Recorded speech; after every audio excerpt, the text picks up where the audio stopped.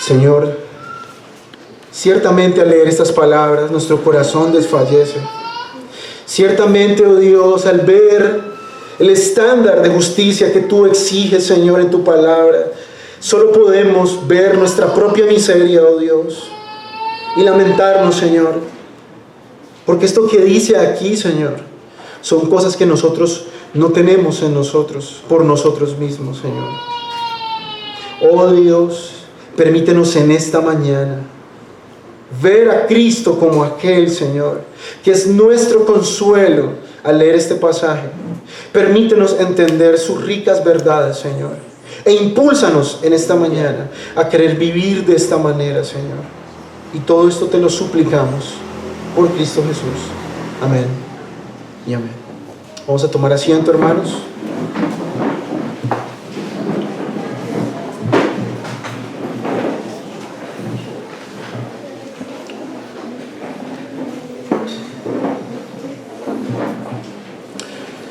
Cuando venimos a un texto como este, una de las verdades que más me viene a la mente es que nuestra casa, nuestro lugar de habitación, es un lugar íntimo. Es un lugar muy personal y todos estaremos de acuerdo, mis hermanos, en entender y en creer y aceptar que no todo el mundo puede entrar a nuestra casa. Nuestro lugar de vivienda es muy personal y nosotros le damos la bienvenida y la entrada a quienes consideramos que tienen con nosotros algún lazo de confianza, tiene alguna relación de amistad cercana. No abrimos nuestra casa, obviamente, a ningún desconocido, ¿cierto? Tendríamos que estar mal para poder nosotros dejar entrar a alguien que no conocemos a nuestra casa. Y cuando venimos a un texto como este, esta misma verdad se aplica para con Dios. El texto comienza con una pregunta, y la pregunta que el salmista hace es: ¿con quién Dios tiene amistad? ¿A quién deja entrar Dios a su presencia, a su casa? ¿Quiénes son aquellos que tienen realmente, digámoslo en cierta manera, la confianza de Dios para que ellos habiten en su morada santa? Y David comienza con esta pregunta: ¿quién puede vivir en el monte santo de Dios? ¿Quién puede vivir en el tabernáculo de Dios? Y recordemos, hermanos, que el lugar santo, el monte santo y el tabernáculo son aquellos lugares en el Antiguo Testamento donde la presencia misma de Dios se manifestaba y se mostraba a su pueblo y a los hombres. Era el lugar donde el hombre y Dios tenían este compañerismo. Era el lugar donde Moisés iba y hablaba con Dios. Era el lugar donde los sacerdotes ministraban delante de la misma presencia de Dios. Y ciertamente, por lo que vemos en la ley de Moisés, era un lugar supremamente santo.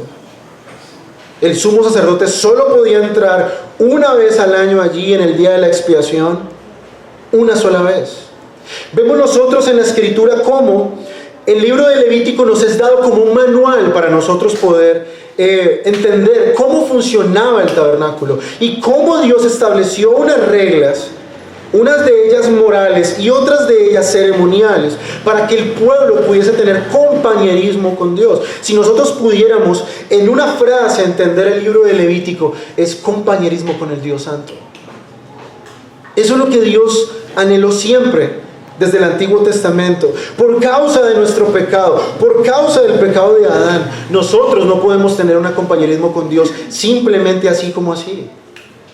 Debemos recordar que Dios es santo, que nuestra mente finita no puede entender a plenitud lo que significa la santidad de Dios. Créanme que con nuestra mente caída es supremamente difícil poderlo comprender al 100%. La Biblia nos da ciertos esbozos de su santidad, pero su santidad es aún mucho mayor de lo que podemos imaginar. Y podemos pensar que hablando del monte santo y del tabernáculo, lo que Dios requeriría sería una lista de requisitos ceremoniales, porque al fin y al cabo este salmo está ligado con la liturgia del pueblo. Y pudiéramos pensar que David iba a sacar todas aquellas estipulaciones dadas por Moisés para podernos acercar al tabernáculo o al monte santo de Dios. Pero noten ustedes que no es así. El ser amigo de Dios demanda de nosotros vivir de una manera acorde al espíritu de la ley de Dios. A Dios le importa el corazón de aquellos que se consideran sus amigos. Y así como nosotros no dejamos entrar a cualquiera a nuestra casa, no cualquiera puede ser amigo de Dios. Antes de entrar en el templo, Dios instruye a los creyentes acerca de las condiciones morales para participar en el culto del Señor de una manera digna. Y esta serie de salmos que hemos estado iniciando hace 8 días nos muestran aquellos aspectos importantísimos que los creyentes podemos aprender de los salmos. Ya vimos hace 8 días cómo los salmos nos muestran que el creyente debe estar preparado para todo tipo de aflicción. Y vimos cómo debemos lidiar con las aflicciones. Primero, recordando las verdades de Dios en nuestra mente, antes de reaccionar a la aflicción, y luego orando al Señor y confiando que Dios usará estas aflicciones para su bien, para nosotros los que hemos creído en Cristo. Así que en este segundo salmo estaremos viendo cuán importante, mis hermanos, es la comunión nuestra con nuestro Dios, y que esta comunión tiene unos fundamentos seguros y firmes. No cualquiera puede acercarse al Señor de una manera digna. Los requisitos aquí enlistados son unos requisitos morales. Los ceremoniales están contenidos en la ley mosaica, pero David nos habla de la integridad del creyente que se acerca a Dios para tener comunión con Él.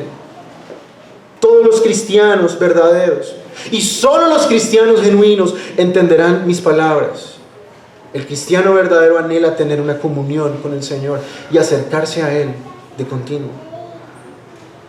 Así que el salmista, queriendo, como todo creyente genuino, tener comunión con Dios, hace esta pregunta. Una pregunta que tiene que ver con la adoración y la presencia de Dios.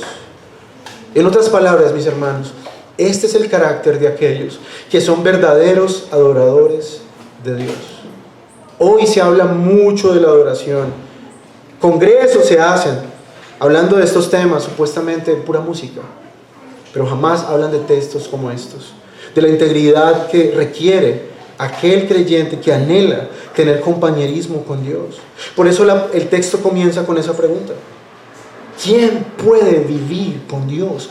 ¿Quién puede morar en su morada, en su lugar de habitación santa? ¿Quién puede, mis hermanos? Así que vamos a ver en este texto, vamos a separarlo en 2 sencillos apartados. En primer lugar vamos a ver el lugar donde Dios habita. Y en segundo lugar vamos a ver los requisitos, o una descripción de aquel que habita y tiene comunión con Dios. Ahora, en primer lugar, cuando vemos el lugar donde Dios habita, vemos que hay una combinación de 2 referencias que David hace aquí acerca del lugar donde Dios mora. Una de ellas es el tabernáculo y otra es el monte santo. Al parecer, indica aquí que el arca del pacto ya había sido trasladada al tabernáculo que David había construido para él en el monte Sión en Jerusalén. Ustedes recordarán que en la historia de David, el arca de Jehová fue tomada de mano de los paganos y David tuvo que ir a rescatarla y traerla de regreso a Jerusalén. Y David hace una especie de tienda, no igual al tabernáculo de Moisés, diferente, una tienda de campaña donde él colocó allí el arca del Señor. Ustedes pueden encontrar esto en 2 de Samuel 6:17. Y da la providencia de Dios que Él construye esta tienda para el arca justamente en el monte Sión en Jerusalén. ¿Qué nos dice esto, mis hermanos? Esto significa que David está contemplando entrar en la presencia de Dios en la adoración en este salmo. Él está meditando antes de presentarse allí a esta tienda de campaña donde está el tabernáculo, pero donde está el arca del pacto. Él está pensando en ir allí para experimentar la comunión con Dios, pero él se hace una pregunta antes de ir allí: ¿quién puede habitar en tu lugar santo? Y ciertamente el Nuevo Testamento y el Antiguo Testamento nos muestran claramente dónde es que Dios habita, dónde es el lugar de la presencia de Dios. El tabernáculo, vuelvo y lo repito, es ese lugar de la presencia. en el tiempo de David. Y en cierto sentido la pregunta de David aquí es figurativa. Aunque él, como los hijos de Coré, pudo haber deseado vivir en la casa de Dios, recordemos que David quería hacer el templo. Él deseó hacerlo. Él quería tener un templo, una casa para Dios. Recuerden que él dice, yo tengo este palacio y tú vives en una tienda, Señor. Yo quiero hacerte un templo. Pero Dios dice, no lo vas a hacer tú, lo va a hacer tu hijo. Así que David tiene ese celo, ese deseo real. Y fue imposible para él. Porque David no era un sacerdote. David no tenía obviamente estos requisitos para poder estar ministrando al Señor en el tabernáculo. Pero él desea estar allí. Así que David pregunta, ¿quién tendrá el privilegio de vivir en tu santo monte? En otras palabras, ¿quién tiene el carácter de tener derecho a esperar el favor y la amistad de Dios? ¿Quién? ¿Quién puede estar en tu presencia, Señor? Así que cuando David pregunta, ¿quién puede estar allí? Hay algo muy llamativo en el texto. Y es que la palabra en hebreo, donde dice habitar, esta palabra en el lenguaje original se traduce como permanecer o morar, y habla de una experiencia continua y duradera de comunión con Dios. Da la idea de una relación constante, de una amistad continua, duradera. No es venir y presentarse un día y irse para la casa otra vez. No, David está diciendo, Señor, ¿quién puede tener contigo una amistad continua? ¿Quién puede tener contigo una comunión duradera? ¿Quién puede tener esa amistad a través de los años contigo, Señor? O sea, la pregunta no es solamente en la liturgia de ese día, sino David pregunta, ¿quién puede tener una comunión constante contigo? Así que este salmo nos recuerda algo, hermanos. Este salmo no habla de quién puede ser salvo, porque no se trata este salmo de cómo se puede ser salvo, sino de quiénes son esos que ya son salvos y pueden tener comunión constante con Dios sin nada que les pueda estorbar. A eso se refiere este salmo. No está hablando de, los requisitos para ser salvo, para ser amigo de Dios. No, es para los creyentes que ya lo son. Porque el texto nos habla de una permanencia. El texto nos habla de una experiencia continua con Dios. Entonces, una vez más, mis hermanos, estas dos preguntas iniciales son en realidad dos maneras diferentes de hacer una misma pregunta. ¿Quién puede experimentar una comunión sin obstáculos con el Señor? Esto no, vuelvo y repito, no es una pregunta sobre cómo puede alguien estar bien con Dios, sobre cómo puedo entrar en una relación con Dios. No, este salmo no es un salmo evangelístico. Más bien se trata de cómo alguien que ya tiene una relación con Dios puede experimentar sin obstáculos una comunión con Él de una forma más completa y más constante. Y no quiero, hermanos, que se vayan de aquí pensando que este salmo se trata de salvación por obras. De ninguna manera. Porque lo que vemos aquí en el texto, ni usted ni yo lo podemos hacer a la perfección. No podemos ganarnos la amistad con Dios. Nadie es tan bueno como Dios. No hay nadie tan santo como Dios. No hay nadie tan puro como Dios. Esta relación que vemos aquí se trata de gracia de Dios. Dios tiene que condescender con la criatura y darle estas cosas para que la criatura pueda disfrutar de una comunión constante con Dios. Así que el texto se trata más acerca de la seguridad de salvación, más que de cómo lograr salvación. Así que, mis hermanos, vemos este texto y todo creyente verdadero se debe hacer esta pregunta: ¿quién es lo suficientemente bueno como para poder tener una amistad continua con Dios? ¿Por qué el estándar de este salmo es tan alto? ¿Por qué estas cosas que vemos en el texto son tan difíciles, es más, imposibles? ¿Por qué el estándar está tan arriba? ¿Saben por qué, hermanos? Porque Dios es un Dios santo y los amigos de Dios deben ser amigos santos.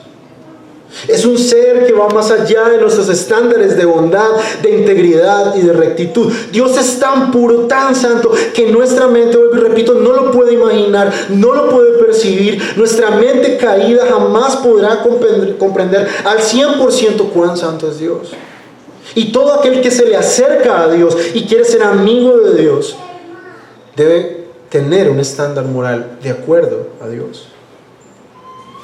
Por eso digo, y lo dije desde el principio, no cualquier hombre puede ser amigo de Dios.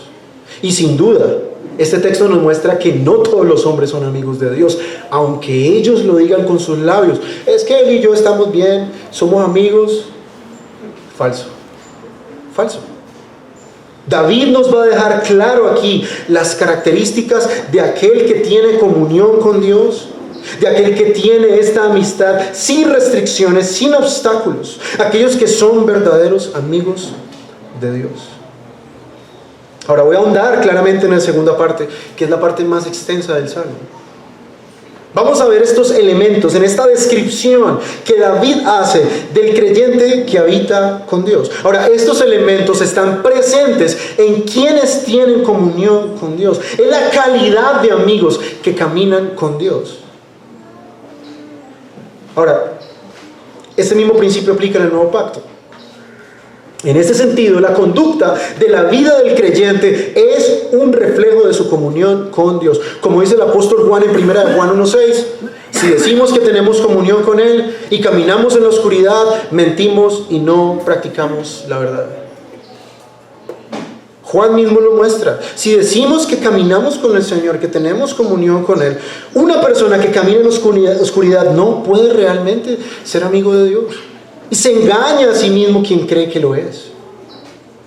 Así que David va a empezar haciendo esta descripción de este personaje, de esta persona, y luego nos da a nosotros ejemplos específicos de cómo se muestra dicha persona en la práctica.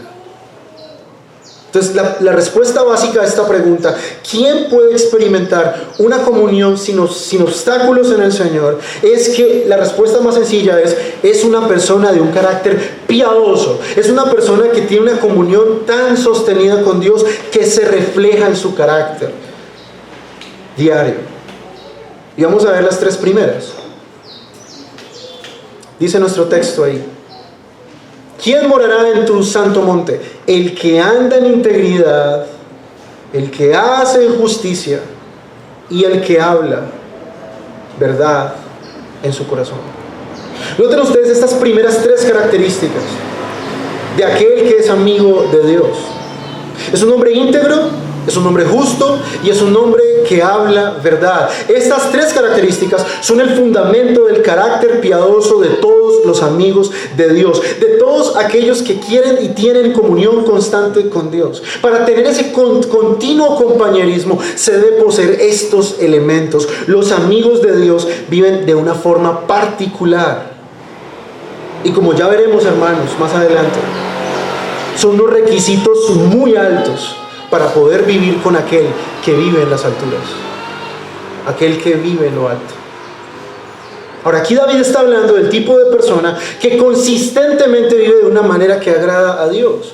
Él está usando una metáfora bíblica común, por ejemplo, de caminar, de hablar del que camina en integridad, para hablarse acerca de la persona que vive de una forma coherente. Y la vida de esa persona no solo será hablar de justicia, sino que también estará lleno de acciones justas, rectas. Por eso David dice que hace justicia. Por un lado es íntegro. ¿Y qué es integridad, hermanos? No es otra cosa más, algo tan sencillo como ser una persona igual en todos lados.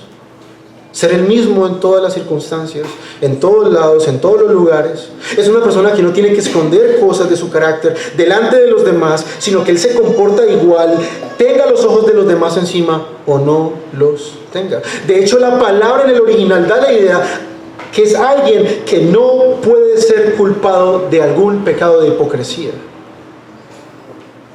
No es alguien que solamente habla, sino que es una persona que hace justicia. Es alguien cuyas acciones son justas, es justo en su trato con los demás, hace lo que es justo delante de Dios. Y finalmente es una persona que habla la verdad. Miren ustedes que no solamente vive la verdad, es una persona que ama la verdad en su corazón. La verdad está de continuo en sus labios. Ama la verdad, busca decir siempre lo que es correcto. Y cuando David se refiere a esta persona, se refiere a una persona que habla la verdad en su corazón, una persona que abraza la verdad en su corazón, una persona que piensa en la verdad siempre, no se limita a decir solamente la verdad, sino que cree la verdad. Es una persona que ama la verdad. Ahora, por supuesto, solo Dios realmente puede ver si aceptamos la verdad sinceramente en nuestros corazones. Pero entonces es la evaluación de Dios lo que más le interesa a David en este salmo. David está interesado en poder ver y entender quiénes son esos que son sus amigos. Ahora, esto es evidente, hermanos. Una persona íntegra es una persona evidente. Es una persona que sus palabras son llenas de verdad y es una persona que vive una vida de justicia. Ahora, yo sé que esto es muy abstracto, pero ahora David lo va a mostrar de una manera más práctica. Noten ustedes los tres siguientes cosas que vemos en el texto. Dice, el que no calumnia con su lengua, ni hace mal a su prójimo. Y luego dice en el texto, ni admite reproche alguno contra su vecino. David pasa aquí a hablar de las aplicaciones de la lengua. Ahora, como acabamos de ver, el hombre íntegro es aquel que habla siempre la verdad, es un hombre que camina en la verdad, es un hombre íntegro. Y uno de los pecados, hermanos, según Santiago, que más nosotros cometemos siempre es con nuestra lengua. Santiago dice que si un hombre es capaz de refrenar su lengua, de refrenar sus palabras, es un hombre que puede refrenar todo el cuerpo. Y eso se refiere, obviamente, a esa persona que no hace daño a los demás a través de comentarios, de chismes. Es una persona que controla sus palabras, su lengua. Es una persona que obviamente no busca hacer mal a otros con comentarios hirientes o con comentarios que levantan suspicacias. Un hombre íntegro es una persona que sabe cómo manejar su lengua. Por eso Santiago destina todo el capítulo 3 de su carta mostrándonos cómo la verdadera religión consiste en eso, refrenar nuestra lengua. Y aquí David, usando esa misma verdad en consonancia con Santiago, nos dice que el hombre íntegro se caracteriza porque es un hombre sabio al hablar. Cuando David dice que un hombre justo no hace mal a su prójimo, quiere decir que evitará dañar de cualquier manera a las personas que tienen contacto con él. Él nunca busca hacerle daño a nadie. Nunca busca beneficiarse a costa de los demás. Es un hombre que habla verdad. Es un hombre que obviamente no piensa en usar su lengua de una forma equivocada. No calumnia. No busca hacer mal a su prójimo. Y mira lo que dice después. Ni admite reproche alguno contra su vecino. Es decir, él no se presta para oír cosas malas de otras personas. Una persona piadosa no sufrirá el reproche. Y hay un autor aquí que explica esto de esta manera. Dice, la idea de no sufrir el reproche, de no escuchar el reproche, es la de asumir o recibir como verdadero o darle crédito fácilmente a algo. Esta persona es lento para creer el mal de otro, no lo capta con avidez como si le agradara. Él mismo no origina tal reproche ni lo acredita de manera fácil y alegre cuando otros lo afirman. Si se ve obligado a creerlo es solo porque la evidencia se vuelve tan fuerte que no puede resistirla y su creencia de que es contraria a todos los deseos, que es contraria a todos los deseos de su corazón. Es decir, un verdadero hombre íntegro no cree con rapidez los chismes que dicen de los hermanos. No recibe como verdadero ni fácilmente da crédito a las habladurías de la gente. Es lento para esas cosas, para creer el mal de los demás. Él espera, él piensa, él medita, primero va y pregunta, se cerciora por sí mismo con esta persona de la que ha oído algo malo, si esto es así y si hay la oportunidad y si es prudente hacerlo. Eso es verdadera integridad y esa es la clase de hombre que David está diciendo aquí, que camina y tiene comunión con Dios. Noten ustedes, Es un hombre íntegro en todo lugar, es un hombre que hace lo justo, es un hombre que habla la verdad, es un hombre que no cree fácilmente las habladurías de las personas y sobre todo cuando son hermanos en la fe. Hermanos, es un estándar supremamente alto. Si queremos caminar con Dios, debemos ser íntegros, debemos hacer lo que es justo, debemos hablar la verdad, nunca buscar el mal de los hermanos y del prójimo en general, no creer fácilmente las habladurías de la gente. Hermanos, si nosotros analizáramos a la luz de este estándar, ¿cuántos amigos cree usted que Dios tiene? La respuesta es muy pocos. ¿Qué tantos amigos tendrá Dios? Ahora, sabemos, hermanos, que nadie puede ser amigo de Dios por sí mismo, porque nadie cumple este estándar. Ninguno de los que estamos aquí podemos levantar nuestra mano y decir, yo vivo así. Yo vivo así. Me está describiendo a mí. Ninguno, hermano. Nadie a la perfección hace estas cosas. Tú piensas en este momento que tú lo cumples. No te engañes, mi hermano. No es así. Ahora miren ustedes el versículo 4. ¿Qué más dice? Otras 3 cosas. Aquel a cuyos ojos el vil es menospreciado, pero honra a los que temen a Jehová. ¿A qué se refiere esto, hermanos? ¿Qué otra característica más tiene este hombre? Bueno, este hombre nos muestra a quién admira, a quién sigue de ejemplo y de quién se cuida de imitar. La pregunta es, mi hermano, ¿a quién admiras tú? ¿Al impío que se jacta de sus pecados? ¿A los artistas mundanos que demuestran una vida de excesos y de odio público hacia Dios y todo lo que representa el Evangelio? Ahora, no estamos diciendo que debemos ser groseros de ninguna manera, ni altaneros con la gente. Estamos hablando acerca de quién es preciado para ti. Para ti, el carácter de qué tipo de personas es ofensivo, del que ama al Señor o del que se gloría y vive en los pecados, en el pecado. ¿Quién es tu modelo? ¿A quién admiras, hermano? Dice un comentarista de este texto: esta es una de las cosas más tristes de la generación más joven de hoy. Hace unos años el gobierno de Canadá estudió las características de los jóvenes de hoy, por ejemplo. Y una de las cosas que descubrieron es que los jóvenes de hoy no tienen héroes.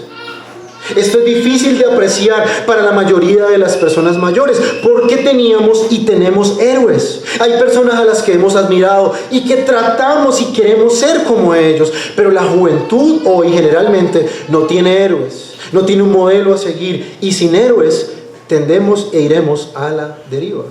Pero hay una cosa peor que no tener modelos y no tener héroes, y es tener los incorrectos, dice este comentarista.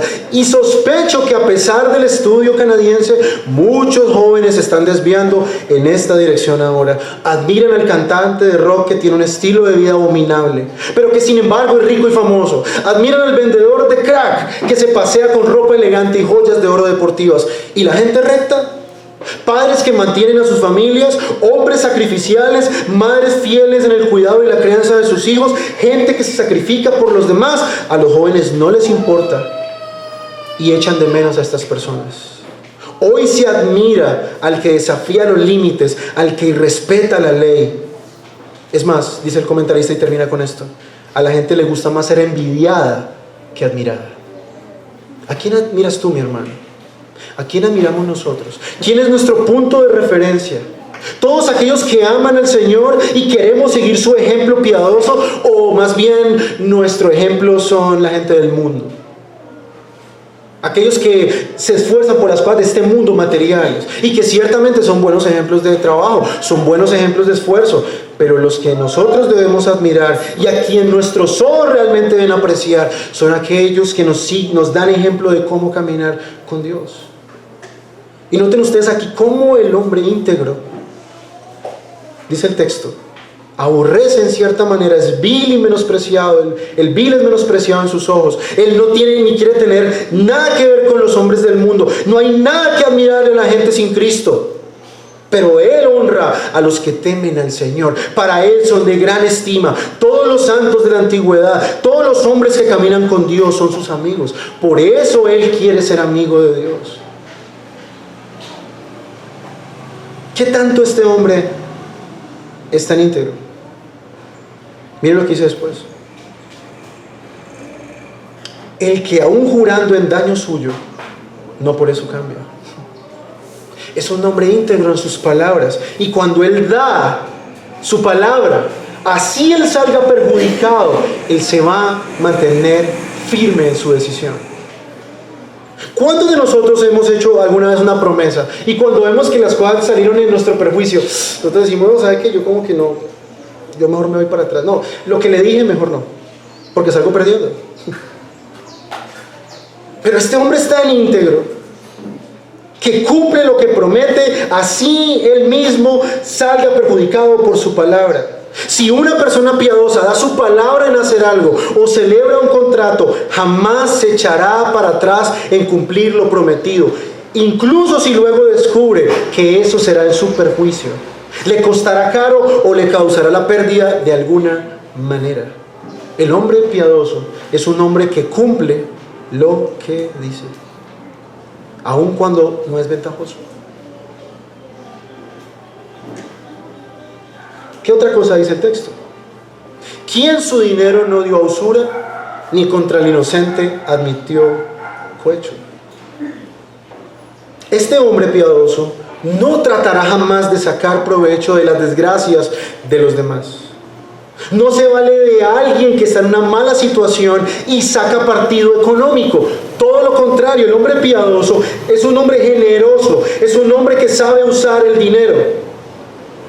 David nos está describiendo aquí al hombre que quiere vivir una vida justa cuando se trata de dinero. Él usa el dinero de una forma justa. Él ayuda a otros y sobre todo ayuda a los que están desvalidos, a los que están en una circunstancia adversa. Muchas personas que serían consideradas piadosas en muchas otras áreas, cuando venimos a ver el área del dinero, son personas que no honran a Dios con lo que tienen y no muestran amor y cuidado por los demás. Es una persona que tiene buena mayordomía cristiana. Es una persona que usa sus recursos de una forma generosa y responsable. Ahora, ¿por qué David dice esto en el Salmo? Porque muchas personas se beneficiaban de otros buscando una ganancia en personas que obviamente eran desvalidas. La gente pobre en la antigüedad a veces tenía que acudir a personas que les prestaran dinero. Y ellos, valiéndose de la necesidad de los pobres, sacaban una gran tajada. Eran codiciosos, eran avariciosos. Y David nos dice que no hay lugar para avaricia ni codicia en la vida de una persona verdaderamente piadosa. Segundo, una persona piadosa no pervertirá la justicia por dinero. El soborno era una cosa muy común en el mundo antiguo, pero una persona piadosa no tendría nada que ver con eso. No ganaba dinero de una forma deshonesta, defraudando a otros, sobre todo cuando sufren de escasez. Es más, el hombre pobre, si fuese pobre, jamás aceptaría un soborno. Noten ustedes esta descripción. Hermanos, ¿quién de los que estamos aquí cumple a cabalidad estas características? ¿Quién de nosotros puede levantar la mano y decir, me están describiendo a mí? Ninguno de nosotros. Ahora miren ustedes la última parte del versículo 5. El que hace estas cosas no resbalará jamás. Estas cosas traen seguridad delante de Dios y puedo estar plenamente seguro que tengo amistad con Dios, que puedo entrar a su tabernáculo, puedo morar delante de la presencia de Dios si yo tengo estas características. Pero ¿quién de nosotros, y ese es el problema del texto, puede tener seguridad si nosotros somos pecadores, hermanos? La realidad es tristemente otra. Al vernos frente a este texto y lo que Dios exige de nosotros para poder tener comunión con Él, vemos que es imposible. Amigo que estás aquí sin Cristo, si tú crees que cumple esto, estás engañado también. Tú no lo cumples y tú lo sabes. ¿Cuánto más los creyentes, nosotros, que estamos en la lucha, no los cumplimos? ¿Cuántos dan por hecho la amistad con Dios y jamás han meditado en un texto como este? ¿Cuántos están conscientes de que Dios tiene comunión con aquellos que toman en serio la vida cristiana? ¿Cuántos viven en este momento una vida cristiana descuidada? Se les olvida que Dios no es cualquier persona. Dios demanda de nosotros una vida coherente e íntegra para poder acercarnos a Él. ¿Tú quieres vivir en la presencia de Dios? Bueno, en primer lugar, esto es imposible. Todos quedamos por fuera. Ninguno aquí puede decir que hace esto al 100%. Ahora, algunos pueden estar pensando aquí en esta mañana: bueno, es que esta lista está muy difícil, mejor es dejar así, es imposible acercarse a Dios, entonces yo mejor sigo viviendo como vivo. El pastor no me está dando ánimo, al revés, me está dando ganas como ni volver a la iglesia, porque esto es imposible. Tenemos dos opciones, hermanos: cerrar la Biblia e irnos de aquí sin esperanza. Y esto no es más que una disculpa barata de quien evidencia una mediocridad espiritual y que cree que la vida cristiana es fácil. Y eso es orgullo. Pero precisamente, mi hermano, si tú ves estas cosas y te sientes desfallecer, ahí es a donde Dios quiere ponerte. Ahí es donde Dios quiere que tú veas tu propia incapacidad. Y en vez de excusarme cobardemente en el pecado, ve a Cristo, quien es, de quien este texto está hablando. Él es el que cumple a perfección esto, y Él es mi esperanza, mi hermano. Este texto es Él, el hombre íntegro del que habla este texto. Es Él quien sí pudo hacer esto. Vivió cada minuto en su vida terrenal como este hombre es descrito aquí. Él vivió en una comunión perfecta con Dios constante. Él cumplió este estándar. Esta forma de vida para Cristo era normal, hermanos. Algo que es totalmente extraño para nosotros e imposible. El más íntegro, el más justo, el que de su boca jamás salió una mentira, él que es mismo la verdad. Él es perfecto, que jamás hizo mal a nadie, al contrario, solo hacía el bien a todos. Aquel que se hizo pobre para enriquecernos a nosotros espiritualmente, mostrándonos la verdadera generosidad. Él es el que puede habitar y habitó y habita en el santo monte. Él es. Eso nos trae esperanza, mis hermanos. Pero ahora nosotros en el Nuevo Testamento no vemos este salmo desde la vista de David. Este salmo lo vemos desde Cristo. No lo vemos desde afuera, lo vemos desde adentro. ¿Qué quiero decir con esto? Que ciertamente no hay esperanza ninguna en nosotros para acercarnos a Dios, pero Él lo hizo posible. Dice el apóstol Pedro que Cristo vino y murió para llevarnos a Dios. Jesús vivió esta vida perfecta para que por medio de la fe nosotros podamos ahora habitar con Dios. Él es nuestro amparo, del que ve que no puede vivir así y solo le queda postrarse delante de Dios y clamar para que Él pueda ser limpiado. Hermanos, la obediencia de Cristo es nuestra única esperanza. Él nos hizo entrar juntamente con Él a la presencia de Dios. Nosotros estamos unidos a Él. Lo acabamos de leer en Colosenses, en la escuela dominical. Si he creído en Cristo, estoy unido a Él y Él cumplió esto por mí. Y ahora en el Nuevo Testamento yo puedo ver esto no como un requisito, sino como un fruto del Espíritu Santo. Estos requisitos se convierten ya no en un requisito como tal, sino en la forma en que debo vivir, porque ya estoy unido a Cristo. Ya Cristo está a la diestra de Dios. Él habita ya en su presencia. Él jamás resbalará. Y si estamos unidos a Él, jamás caeremos, hermanos. Porque ¿quién es el que nos sostiene? Cristo. Cuando el texto dice que el que hace estas cosas jamás resbalará, está hablando de que Jesús jamás resbalará, jamás. Y si nosotros estamos unidos a Él, jamás resbalaremos, hermanos. Así que es fácil mirar esta lista, hermano, y ver cuánto nos quedamos cortos. Sin embargo, ver nuestro pecado en este salmo es el primer paso para nosotros tener una verdadera comunión con Dios. Es reconocer que delante de Dios no hemos vivido de esta manera y que hemos vivido una vida descuidada, pero que ahora Cristo ha cumplido perfectamente todas estas cosas y Él ahora está totalmente gozoso en darnos esto para que nosotros también juntamente con Él podamos tener comunión con Dios. Jesús ha cumplido perfectamente todo esto. Su obediencia es considerada como nuestra obediencia. Y esto que vemos en el texto no es otra cosa más, hermanos, que la transformación del creyente poco a poco al carácter de Cristo. Así que este texto, en vez de desanimarnos, este texto debería llevarnos a buscar tener comunión con Dios, sabiendo que Jesús quiere darnos estas cosas. Jesús quiere que seamos íntegros. Jesús quiere que nosotros seamos generosos. Jesús quiere que nosotros no escuchemos el mal de otros y lo creamos rápidamente. Jesús quiere que nosotros tratemos a nuestro prójimo de una manera correcta y justa. Dios quiere que nosotros hablemos verdad. Dios quiere que nosotros amemos la verdad. Así que, mis hermanos, ciertamente un texto como este nos trae desesperanza, porque uno puede pensar, bueno, ¿y quién puede cumplir eso? Nadie. Pero ahí es precisamente donde miramos a Cristo. Hoy alzamos nuestros ojos y vemos a Jesús, en quien tenemos total seguridad. No por nosotros, porque nosotros jamás hallaremos seguridad. Jamás. Como cantábamos ahora, Él es nuestro refugio, Él es nuestra torre fuerte, Él es nuestro sustento.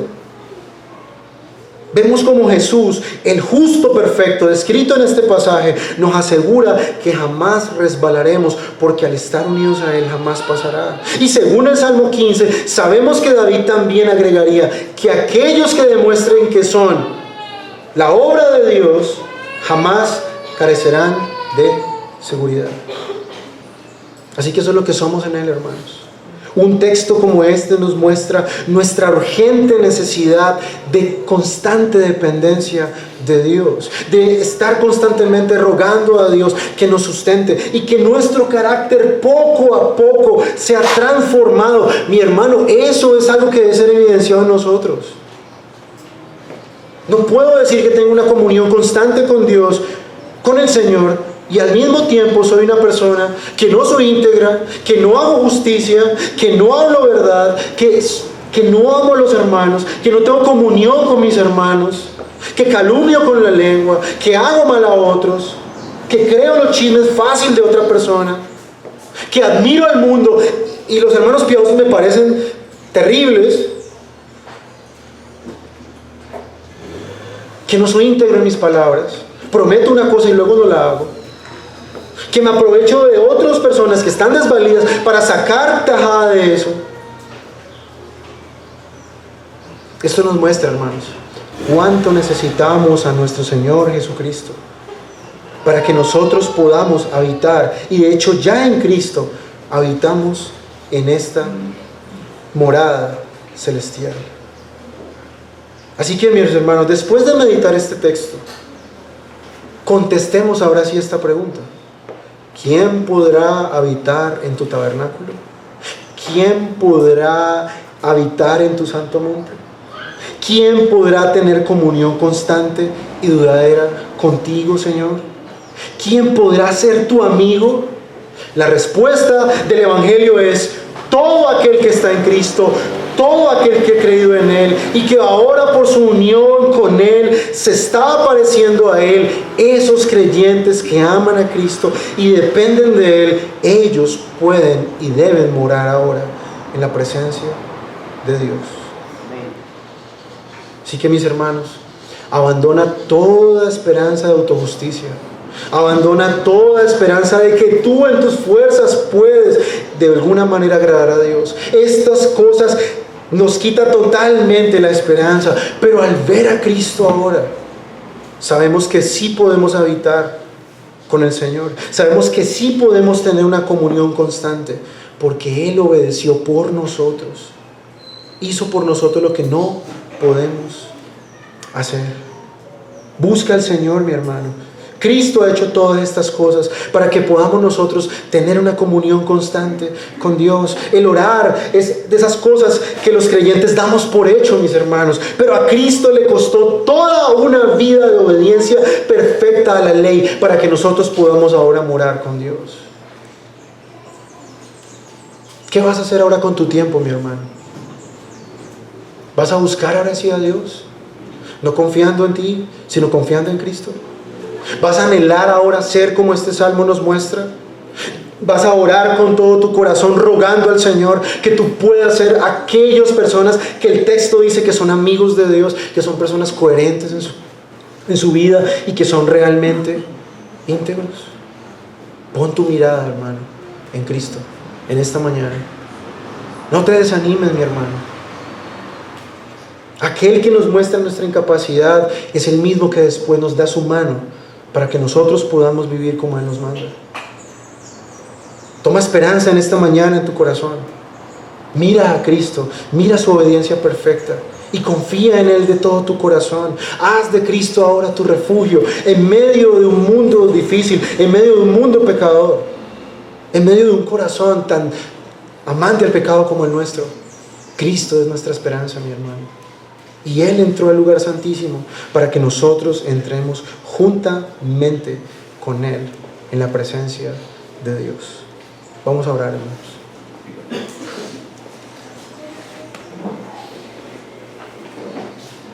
Señor, te damos gracias en esta mañana porque este salmo, Señor, sin duda nos deja sin palabras delante de ti, Señor. ¿Quién puede vivir de esta manera, oh Dios? Ninguno de nosotros. ¿Quién puede siquiera por un instante, Señor, por sí mismo cumplir todo lo que este salmo dice? La respuesta de tu palabra es: nadie puede. Pero hubo uno, Señor, que sí pudo. Hubo uno, Señor, que lo hizo. Y hay uno que ahora por su gracia, por su Espíritu, nos permite vivir de esta manera. Permítenos anhelar estas cosas, Señor, porque esta es una descripción de los que son tus amigos, Señor. De aquel que mora, de aquel, Señor, que vive contigo. Transfórmanos de tal manera, Señor, que estas cosas que están en este salmo cada vez sean más evidentes en nuestro carácter, Señor. Permítenos ser como este hombre, que no es otra cosa que una muestra y una sombra de Cristo Jesús. Permítenos ser como Cristo, Señor, quien nunca habló mal, quien nunca usó sus labios para pecar, quien siempre fue íntegro, quien siempre hizo el bien a los pobres y desvalidos, quien siempre retuvo su integridad. Oh Dios, permítenos en esta mañana meditar este salmo y que nuestra alma, Señor, anhele tener comunión contigo, Señor. Anhele ir a ese lugar santo, a ese tabernáculo, a ese monte, Señor, de tu presencia, y podamos una vez más confiar en los méritos de Cristo para nuestra total aceptación, Señor. Permítenos disfrutar de tu amistad, Señor, sabiendo que ella está totalmente cimentada en la obra de Cristo Jesús. Te damos muchas gracias. En el nombre de Jesús oramos. Amén. Amén. Vamos ahora, hermanos, a adorar a